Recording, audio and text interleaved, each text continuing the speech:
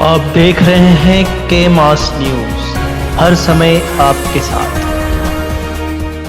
जी हाँ, नमस्कार। आप देख रहे हैं के मास न्यूज। मैं हूं संजय कुमार, तहसील ब्यूरो निजामाबाद। आज हम उपस्थित हैं जिला आजमगढ़ के तरवा ब्लॉक में। तरवा ब्लॉक में एक जनसंपर्क कार्यालय है के मास न्यूज का, वहीं पे प्रशिक्षण का कार्यक्रम रखा गया है, साथ में कार्ड वितरण का कार्यक्रम रखा गया है।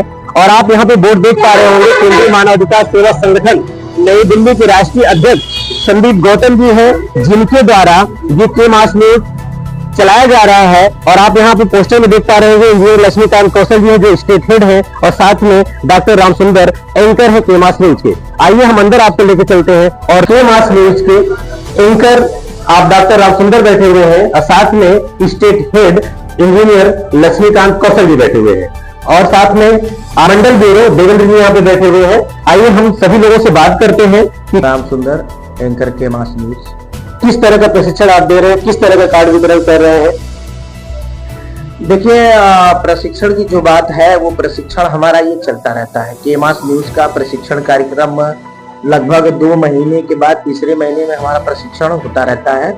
और प्रशिक्षण के तहत अब सवाल ये बनता है कि इतना जल्दी जल्दी प्रशिक्षण क्यों होता है। तो उनके जहन में सवाल ये उठेगा, तो हम आपको बता दें कि ये प्रशिक्षण करने का मुख्य उद्देश्य ये है कि हर 2 महीने के बाद हमारे जो रिपोर्टर्स होते हैं, हमारा जो संगठन केंद्रीय मानवाधिकार सेवा संगठन क्षेत्र में चलता है, तो जो प्रतिभाएं, जो लोग सदस्यता ज्वाइन करते हैं या फिर हमारे सिस्टम को देखते हैं, सामाजिक चीजों को देखते हैं कि क्या समाज में अच्छा वर्चस्व है और ये समाज को मेंटेन कर रहे हैं, और समाज में जो शोषण हो रहा है जिनके साथ, तो ये आवाज उठाते हैं। तो कहीं न कहीं वहां से जो बच्चे होते हैं, जो लड़के होते हैं, युवा वर्ग के होते हैं, उनको लगता है कि क्यों ना हम चल के यहाँ पे अपनी आवाज को बुलंद करें।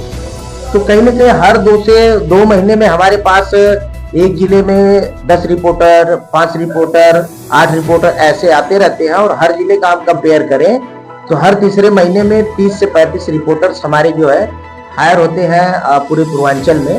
तो यही बनता है कि हमको हर तीसरे महीने ये प्रशिक्षण कार्यक्रम करना पड़ता है, क्योंकि प्रशिक्षण इसलिए हम देते हैं कि तमाम समस्याएं हैं पत्रकारों को लेके आए दिन उनके ऊपर फर्जी मुकदमे लगाए जा रहे हैं। कारण ये है कि कहीं ना कहीं गलत वे पे रिपोर्टिंग कर देते हैं, ऐसी चीजों जगहों पे जाके रिपोर्टिंग कर देते हैं जहाँ की एक लॉ एंड ऑर्डर की बातें होती है कि लॉ एंड ऑर्डर के बाद या इजाजत लेने के बाद वहां पे न्यूज कवर करना है। तो प्रशिक्षण न होने के कारण ये सारी चीजें होती है, इसीलिए हम अपने पत्रकार या संवाददाता को ये प्रशिक्षण देते हैं।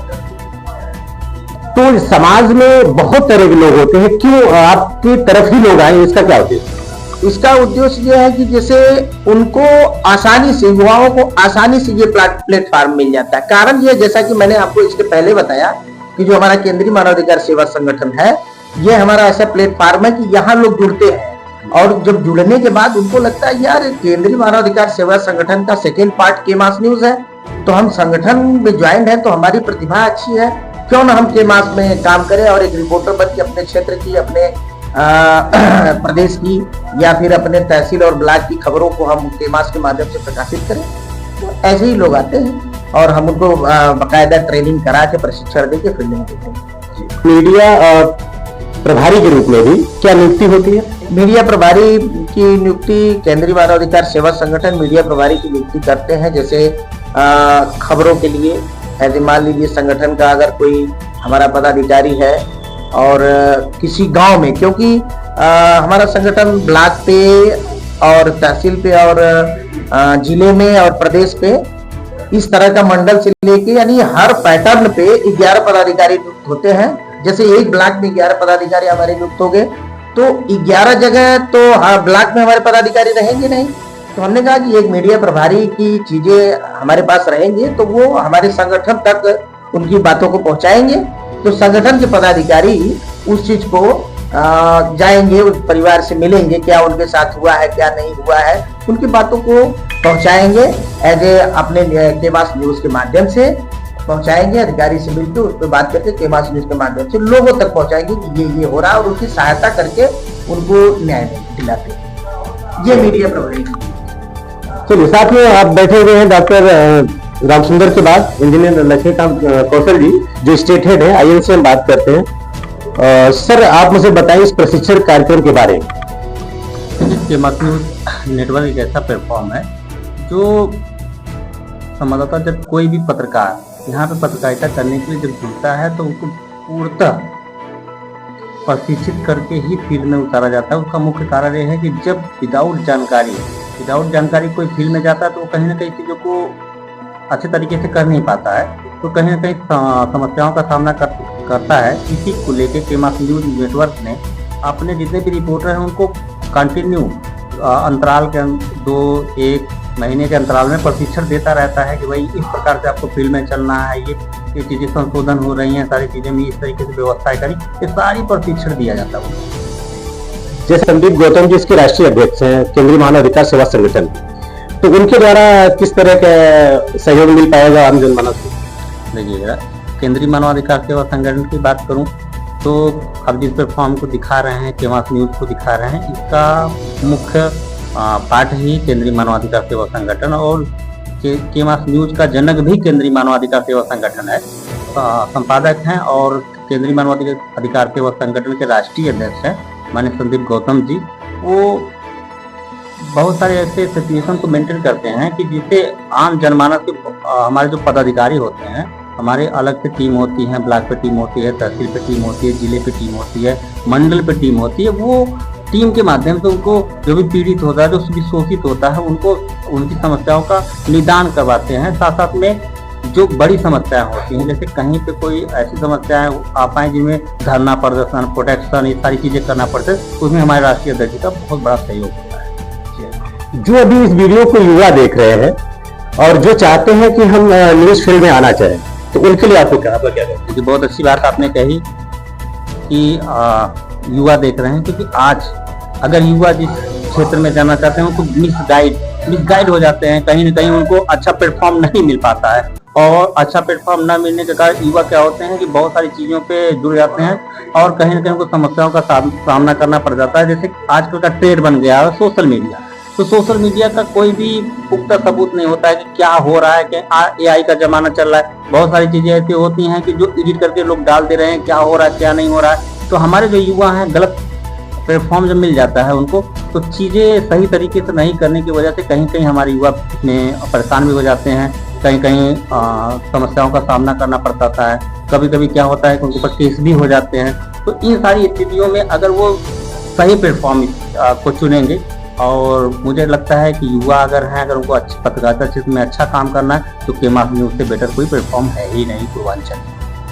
क्या डिफरेंट है यहाँ पे और यूट्यूब पे काम करना और आपकी प्रेस में काम करने में क्या डिफरेंट है? देखिए, अच्छी बता दूँ आप लोगों को आपके चैनल के माध्यम से, सूचना मंत्रालय भारत सरकार द्वारा 2 ही रजिस्ट्रेशन प्रोवाइड किए जाते हैं, एक RNI और एक MI, ठीक है। तीसरा कोई भी रजिस्ट्रेशन नहीं दिया जाता है भारत सरकार द्वारा, ठीक है।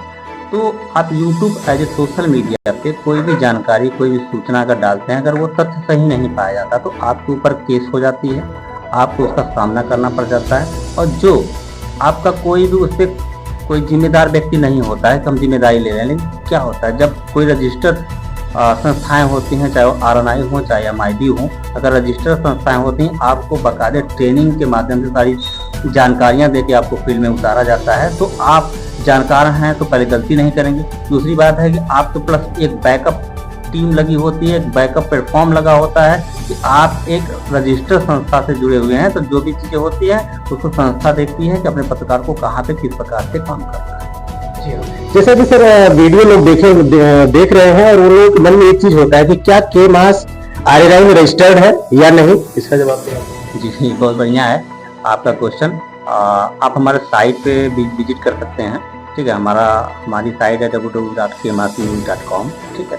आप वहाँ पे भी जाके रजिस्ट्रेशन संख्या देख सकते हैं। हमारे बहुत सारे बैनर्स भी लगे हैं, कहीं ना कहीं उसके जाके, या आपको चेक करना है तो भारत सरकार की RNI चेक करने की वेबसाइट है www.rni.com पे, आप उसमें गवर्नमेंट पे उस पे जाके हमारे साइट को चेक कर सकते हैं, उसको देख सकते हैं, ठीक है। और बाकायदे प्रूव करने के लिए तो कोई बात है नहीं कि हम आपको प्रूव करें, ठीक है। आपको जानकारी लेना है तो साइट पे जाकर आप जानकारी इसके बारे में पूरी ले सकते हैं। तो आम जनमानस के लिए आप क्या कहना चाहेंगे, कैसे वो अपनी समस्याओं को केमास के माध्यम से उठाएं, इसके बारे में आप देखिए, आम जनमानस की बातें हैं भाई, शोषित या पीड़ित, ठीक है, हमारे चैनल के माध्यम से, नंबर 1 केमास न्यूज नेटवर्क के माध्यम से या केंद्रीय मानवाधिकार सेवक संगठन के माध्यम से सहयोग ले सकते हैं, ठीक है। और रही केमास न्यूज की बातें, तो हमारे बहुत सारे रिपोर्टर ब्लॉक लेवल, तहसील लेवल, जिला लेवल से सारे लोग फील्ड में चलते ही रहते हैं। साथ साथ में एक हमारा और भी प्लेटफॉर्म है, अब हमने मुहिम छेड़ी है कि गांव-गांव में भी एक मीडिया प्रभारी नियुक्त, जो केंद्रीय मानवाधिकार सेवा संगठन के बैनर तले नियुक्त हो रहे हैं, ठीक है, उनसे आप अपनी समस्याओं को कह सकते हैं, उनके माध्यम से सूचनाएं मिलेंगे, तो वहां पे आपकी समस्याओं को एक हमारे रिपोर्टर जाएंगे, आपकी समस्याओं को निदान करने में आपका सहयोग करेंगे। समाज के एक एक लोगों तक पहुंचने का लोग काम कर रहे हैं, और वहां पे जो भी समस्याएं हैं उसको कैसे हम ग्लोबल लेवल तक लेके चले जाते हैं, उस सारी बातों पे चर्चा करते हुए आपके सामने मैं दिखा। कैमरामैन के साथ आप देख रहे थे केमास न्यूज, मैं संजय कुमार तहसील जुड़े जाऊंगा। नमस्कार।